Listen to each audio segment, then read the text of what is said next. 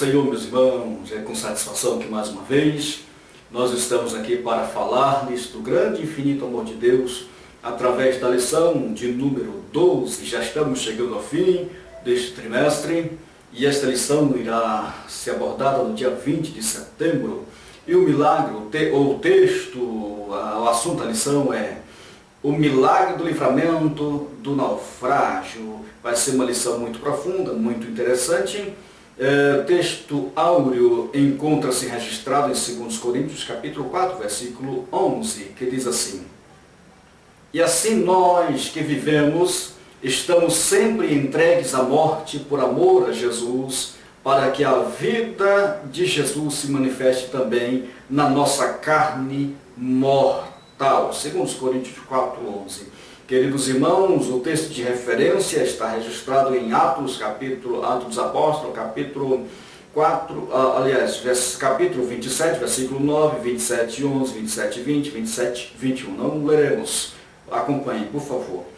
Meus irmãos queridos, nesta lição, neste tema interessante que iremos muito aprender, nós iremos falar e nós é preciso concentrar-nos no tesouro que há no vaso, porque o vaso, no caso aqui Paulo, o vaso, o corpo, Paulo não temia o sofrimento que este vaso, através das tribulações, pois sabia que Deus guardaria o vaso enquanto ele guardasse esse tesouro inefável, que era a palavra, que era a vontade de Deus.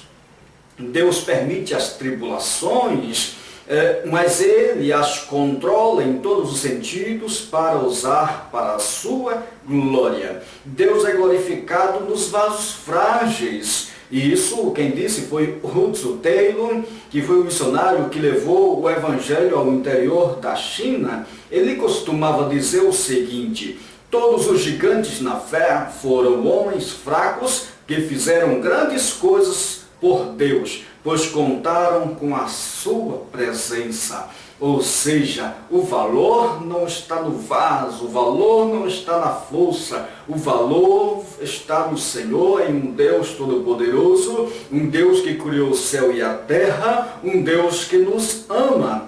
Por vezes, Deus permite que que nós como vasos sejamos sacudidos, balançados, de modo a derramar parte do tesouro que em nós é acumulado através de Deus, para que possa abençoar outras pessoas. O sofrimento revela não apenas a fraqueza humana, mas também a glória inefável de Deus em um vaso frágil, um vaso de barro. Assim como se deve concentrar no tesouro, não no vaso. Então o valor não está no vaso, o valor está no tesouro que está no vaso.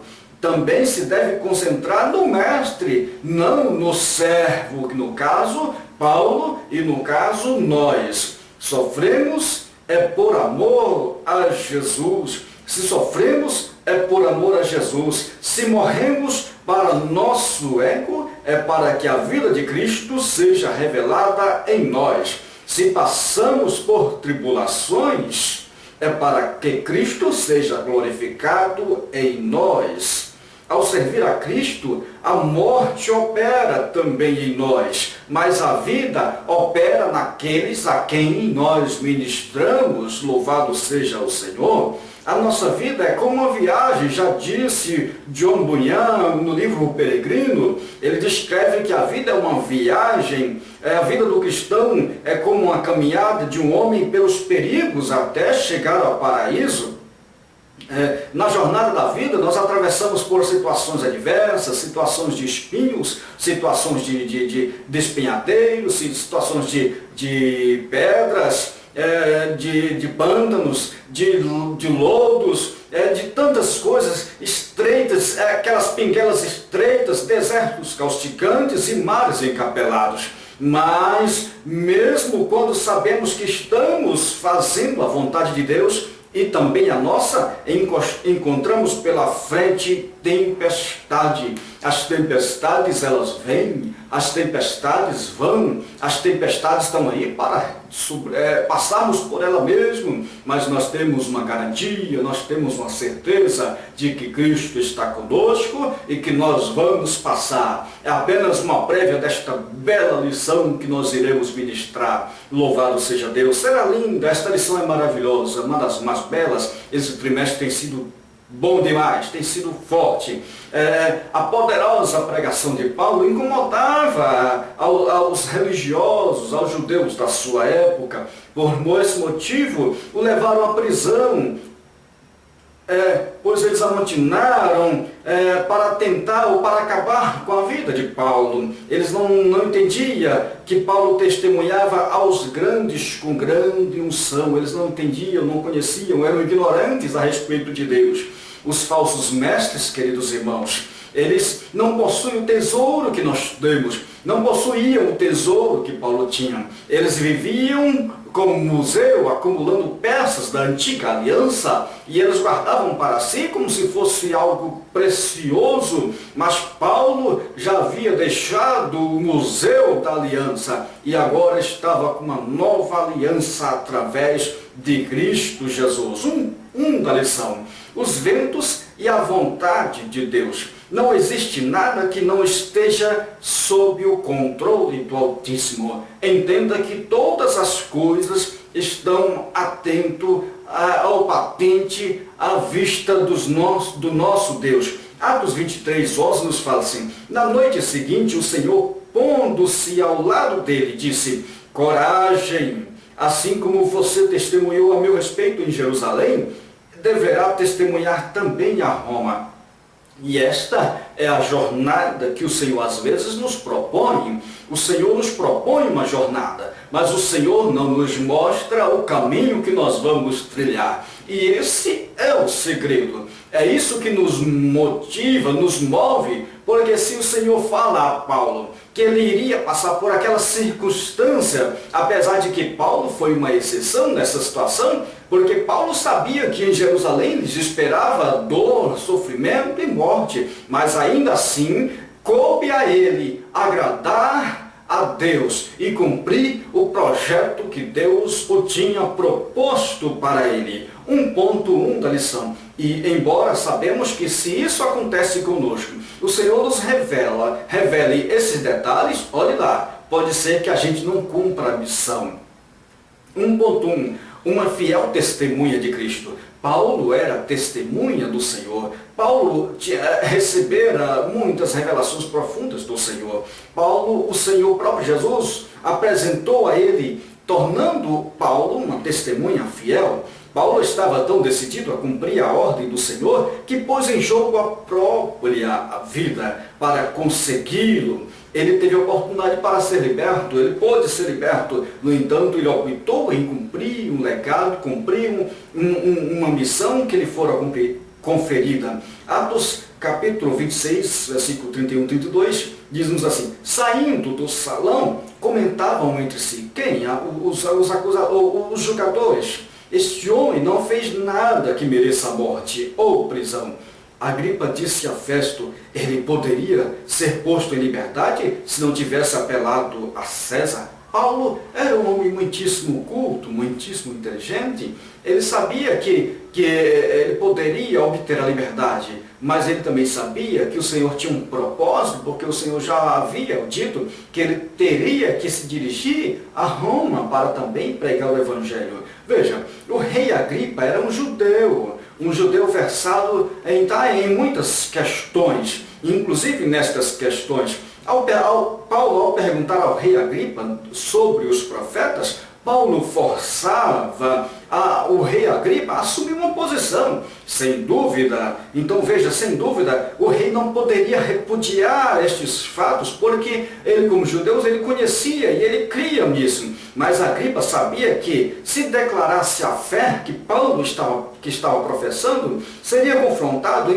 sobre a pergunta: Jesus de Nazaré é aquele sobre o qual os profetas escreveram? Então, veja, o rei Agripa, em cima de todas essas questões, todas essas situações, ele optou por chamar Paulo de louco, em dizer que Paulo falava coisa com coisa, mas a resposta de Paulo foi muito sucinta e mansa, gostosa de se ouvir. Veja, a resposta de Paulo foi cortês e amiga. Assim, Deus permitisse que por pouco ou por muito, não apenas tu, ó rei, porém todos os que hoje me ouvem, se tornassem tais qual eu sou, exceto estas cadeias. Aquelas cadeias que prendiam Paulo, aquelas cadeias eram duras e aquelas cadeias não eram o foco. Então, exceto estas cadeias, mas todos que me ouvem, todos que estão aqui, oxalá, ou seja, ó quem dera, todos vocês crescem nestas palavras ou em um Cristo que ressuscitou e vive para todo sempre. A vontade de Deus era que Paulo testificasse em Roma, e Deus estava no controle, mesmo que demonstrasse, mesmo que viesse dor, mas Deus ainda assim estava no controle. Do ponto de vista humano, Paulo era um prisioneiro no navio, mas do ponto de vista de Deus, o apóstolo era o capitão e os demais eram prisioneiros. Que coisa, meus irmãos! Às vezes o Senhor nos faz coisa, o mundo não vê, o mundo não sabe, mas a igreja é a razão pela qual ainda o Senhor tem poupado esta terra. Se o mundo soubesse, eles valorizavam ou valorizariam ainda mais a igreja do Senhor. Eles não sabiam, mas Paulo tinha todo o controle daquela embarcação, daquele navio. 1.2, discernindo os tempos.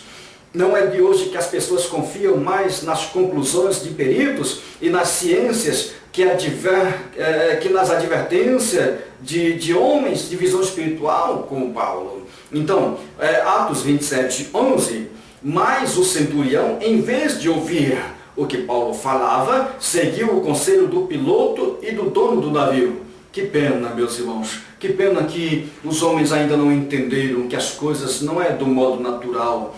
Ou seja, as coisas que acontecem no mundo natural são reflexos das espirituais. Uma ilustração clara de como muitos líderes tomam decisões pondo em risco a vida de muitas pessoas por causa do orgulho profissional, por causa do orgulho do eu. Põe em risco, porque veja, meus irmãos, o Senhor confia rebanhos aos líderes, rebanhos a estes homens e mulheres, mas às vezes o Senhor, ou seja, o Senhor põe assessores, homens e mulheres direto para assessorar, e às vezes essas autoridades espirituais, por orgulho, elas tomam decisões precipitadas que põem em risco todo o seu rebanho que está sobre os seus ombros, a ponto de matá-los. Os votos de presunção daqueles homens venceram os conselhos de Paulo. Mas veja, tudo isso por causa de um relatório a partir de um segundo navio que trouxe informação de que tudo estava bem. Mas o Senhor ainda nesta circunstância, o Senhor tem controle de tudo. Paulo estava indo para Roma, e Roma é uma cidade que recebe heróis, e o Senhor estava preparando Paulo, um herói, porque o Senhor estava pondo aquela embarcação sobre os seus ombros.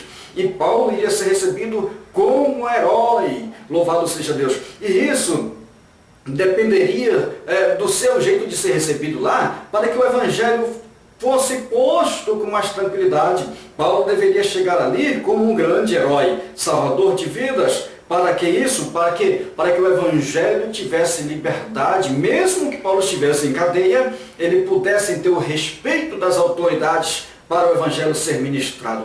Devemos ter em mente, queridos irmãos, que a ciência divorciada do temor de Deus pode destruir nações inteiras e civilizações. Paulo já havia passado 3 naufrágios. Se tinha alguém que tinha experiência sobre esse assunto, era Paulo. Paulo já tinha sofrido 3 naufrágios. Ele diz, fui golpeado com varas, uma vez fui apedrejado, 3 vezes sofri naufrágio, passei uma noite e um dia exposto à fúria do mar. Meus irmãos, se tinha alguém experiente naquela embarcação, era Paulo, e o Senhor estava entregando a embarcação exatamente para o capitão certo. Glória a Deus.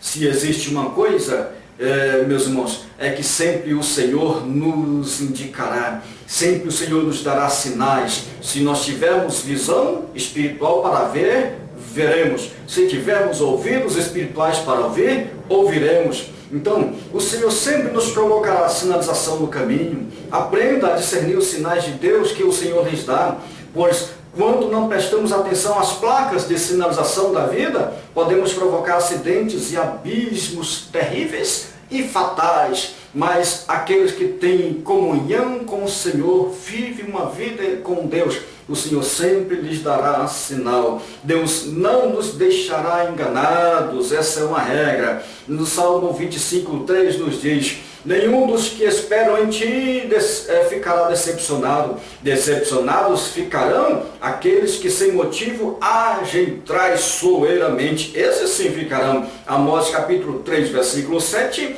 Certamente o Senhor soberano não faz coisa alguma sem revelar o seu plano aos seus servos e os profetas.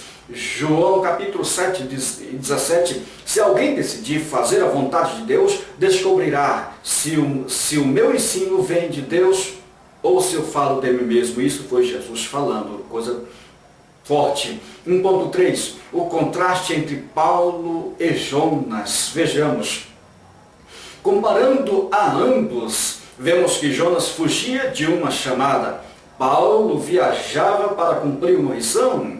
Jonas se escondeu e dormiu durante a tempestade. Paulo dirigia as operações e encorajava os passageiros. A presença de Jonas no navio era a causa da tempestade.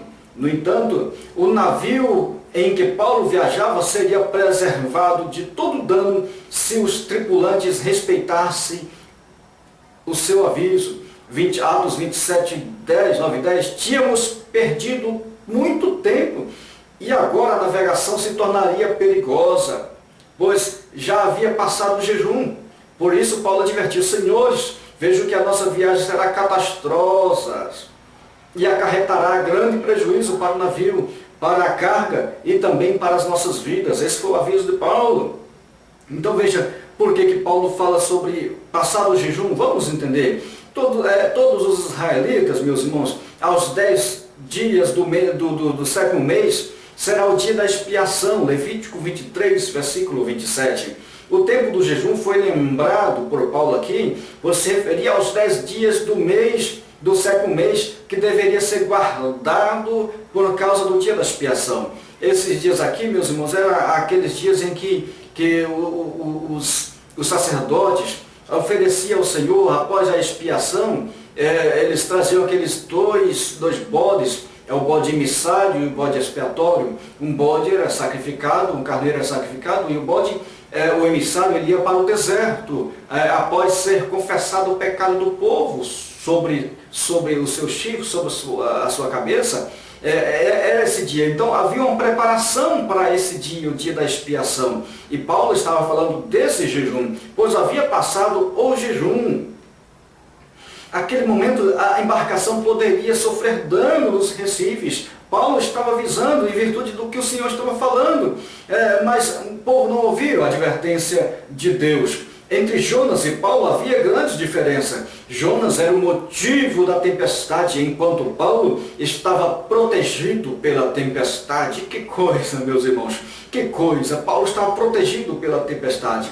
A teimosia aqui nesse caso, meus irmãos, dos comandantes, a teimosia nesse caso era o Jonas. E o Jonas, nesse caso a teimosia, foi que levou àquela circunstância, mas ainda assim o Senhor estava no controle de tudo. Aqueles homens tinham uma bússola analógica, uma bússola física. No entanto, Paulo possuía a bússola de Deus dentro de si, dentro do coração. Que coisa boa, meus irmãos. Os homens vivem por vista, nós vivemos por fé. O Senhor é quem cuida de nós. o Senhor que está no comando, o Senhor que tem a razão de todas as coisas, e a vitória virá sem dúvida se nós confiarmos no seu projeto e na sua direção. Jonas foi forçado a dar testemunho, enquanto Paulo deu seu testemunho voluntariamente. Louvado seja Deus. A presença de Jonas no navio ameaçava a vida dos gentios, enquanto a presença de Paulo era a garantia da vida destas pessoas.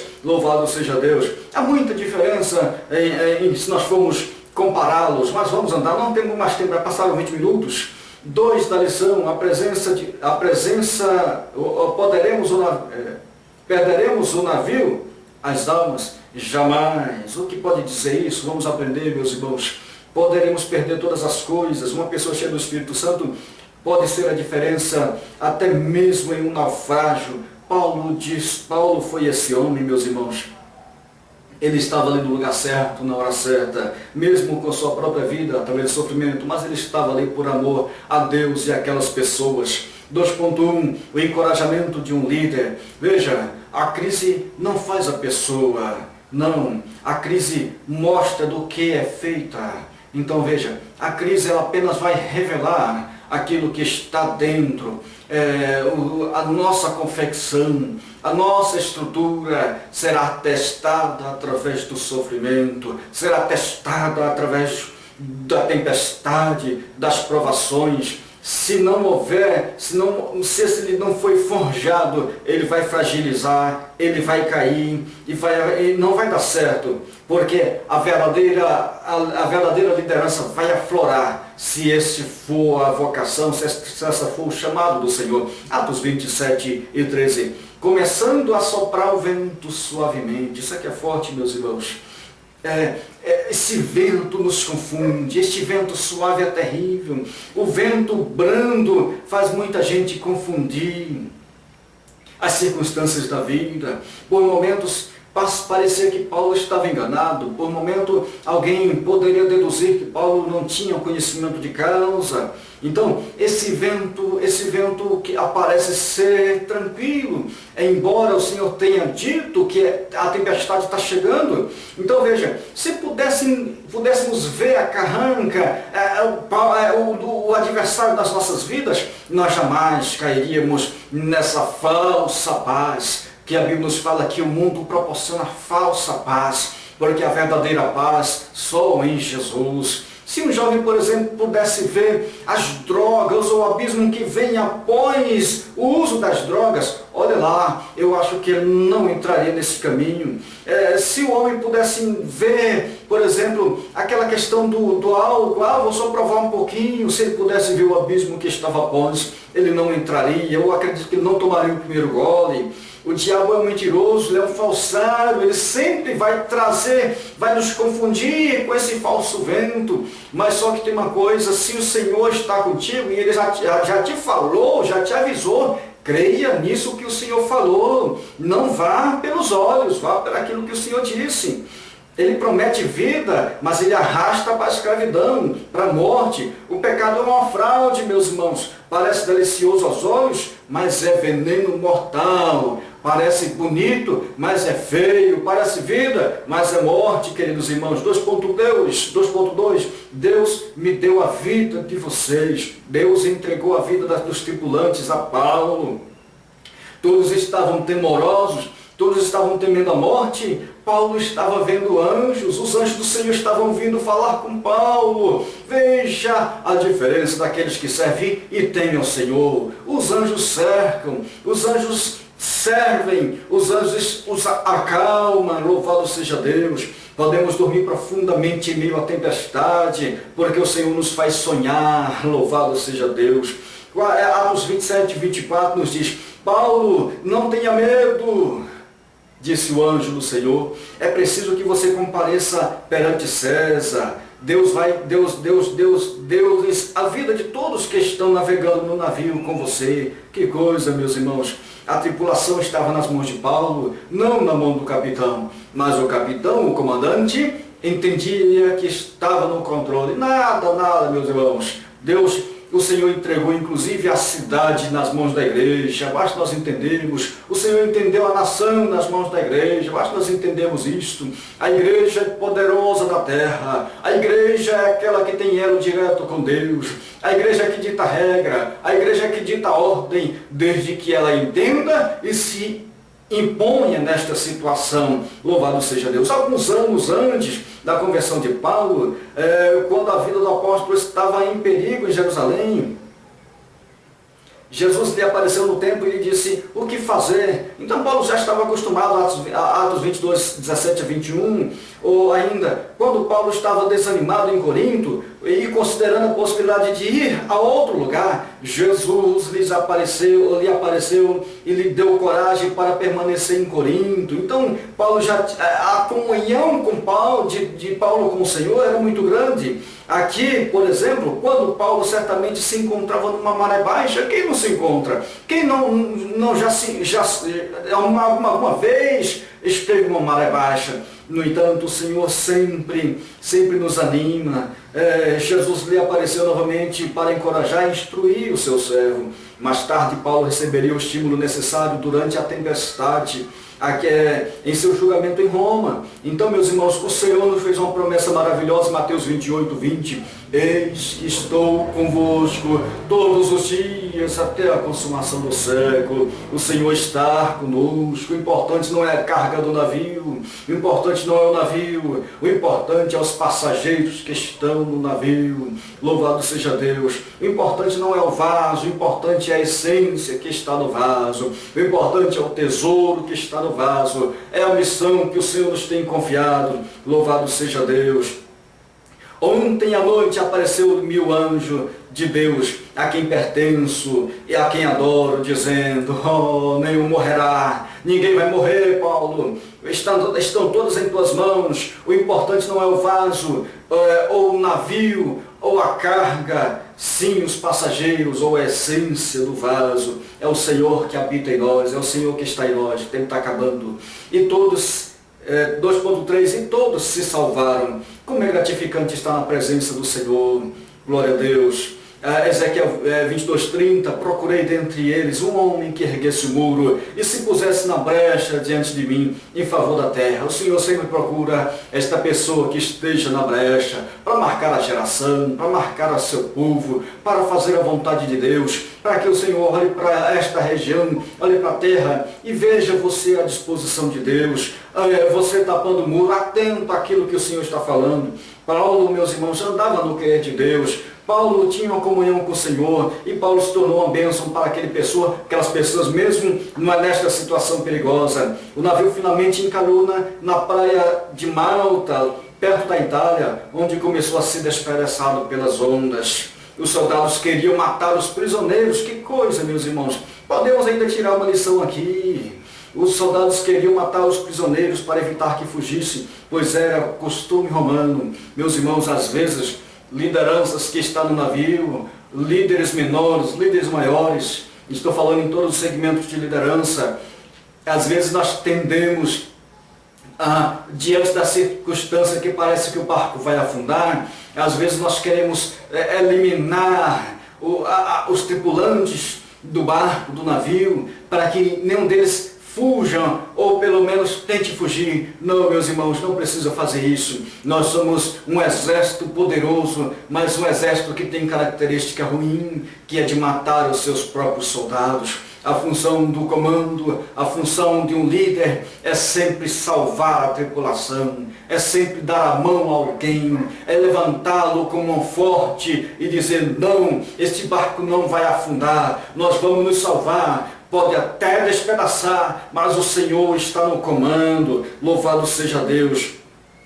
Nenhum poder dos céus ou na terra acabaria com a vida de Paulo, enquanto Deus estivesse na direção ou com um projeto especial. E desta feita o projeto especial era que Paulo iria chegar a Roma, acontecesse o que acontecesse, não iria morrer, ele tinha que chegar a Roma. É o projeto de Deus. Quando o Senhor nos tem um projeto, meus irmãos, pode o barco bater, pode quebrar, mas nós vamos chegar do outro lado, porque esta é a vontade de Deus. a mensagem do Senhor Paulo foi de encorajamento. A injunção, coragem, Paulo, é a mesma do Senhor Jesus quando disse a seu discípulo, tenham bom ânimo. Jesus proferiu essa palavra com frequência aqui na terra. Ele disse ao paralítico, tenha bom ânimo, filho. Ele disse àquela mulher que sofreu hemorragia, tenha bom ânimo, filha. E o Senhor estava repetindo estas palavras a Paulo, tenha bom ânimo, Paulo, você não vai morrer e os tripulantes estão nas tuas mãos, não morrerão. Como povo de Deus, podemos sempre ter bom ânimo em tempos de dificuldade. Ânimo, querido, o Senhor está na direção. 3, vencendo as tempestades. Meus irmãos, as tempestades vêm, existem situações que o Senhor nos coloca para aflorar as nossas vidas alguma qualidade e ações que, seguindo uma vida de fé simples, jamais alcançaríamos. Meus irmãos, veja, é bom sentirmos uma experiência de águia, porque a águia, meus irmãos, diante da tempestade, ela sobrevoa, ela vai mais além, ela voa mais alto. Essa experiência que o Senhor nos proporciona diante das tempestades. Então, o Senhor, quando nos permite passar pela tempestade, Ele está nos dando um prazer, está nos dando um momento de experiência que não teríamos em outra circunstância. Por isso que o Senhor nos compara como águia. A águia, ela vai mais além. E ainda nos fala uma palavra assim, simples como pomba, mas o Senhor nos chama para ir mais além. Por que continuarmos sendo pombinhas, se nós podemos ser águias, voarmos mais alto? Por que continuarmos sendo cordeirinhos, se nós podemos também ser leões? Louvado seja Deus, porque o nosso Senhor é o leão da tribo de Judá. Então nós temos que avançar, temos que ter experiência, e as experiências que nos dá são as tempestades. No 3.1, nem uma estrela no céu, nem esperança. Meus irmãos, às vezes não são poucas, nós passamos por momentos de lutas, que parece que o sol não brilha, parece que as estrelas não refletem, a lua não aparece. Meus irmãos, são momentos de dificuldade.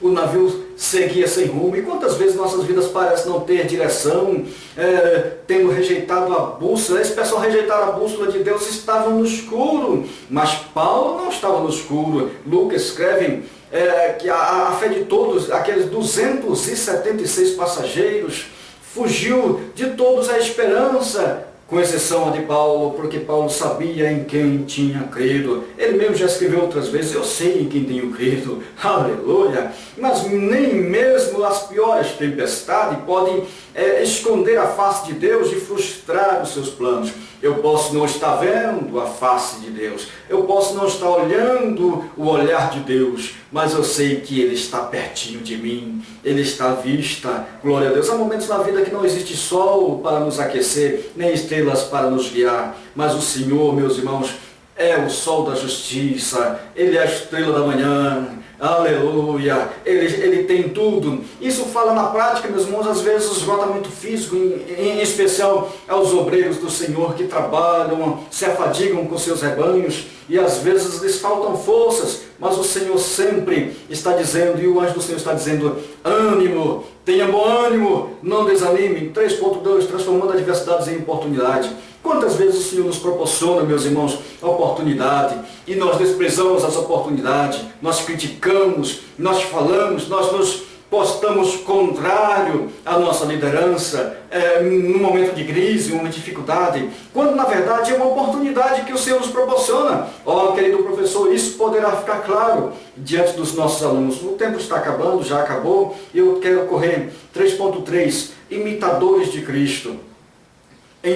Mesmo nessas circunstâncias, meus irmãos, em qualquer das circunstâncias, nós não podemos perder a identidade. A identidade, ela é única, ela vem de Cristo. Paulo diz, tornem-se meus imitadores, como eu sou de Cristo.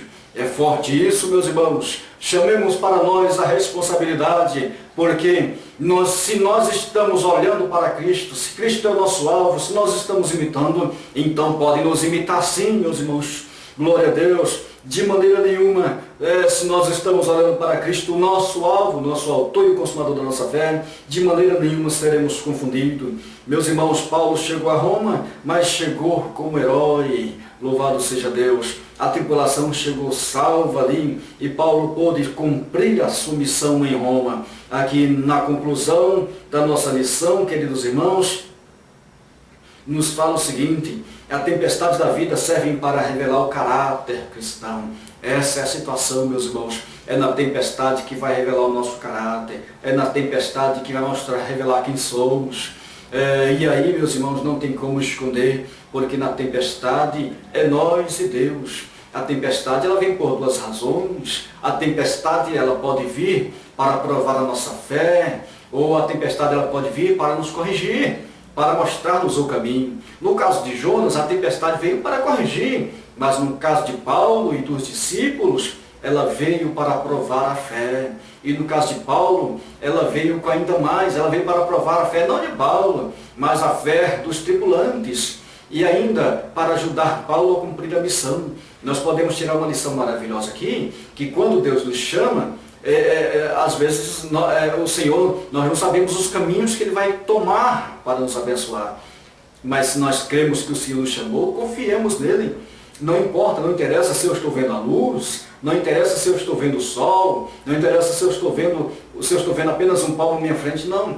Olhemos ao Senhor, Ele está na direção, Ele está cuidando de cada detalhe e Ele vai nos levar exatamente onde Ele deseja que estejamos. Louvado seja Deus. Queridos irmãos, chegamos ao final de mais uma lição. Queremos louvar a Deus por sua vida, por seu ministério. E nós queremos agradecer aqui ao irmão Celso, ao irmão Márcio Celso e à missionária Arlete, este casal abençoado que estão confeccionando, meus irmãos, os slides. Eu quero pedir aos nossos professores que, em virtude do nosso tempo e do tempo também deste casal, que é pouco, nós trabalhamos por amor, por fé. Nós sabemos que é importante para você. Então, queridos irmãos, mesmo que a gente atrase um pouquinho, mas pode ter certeza que sexta vai ter material. Sexta à noite os slides vão estar disponíveis.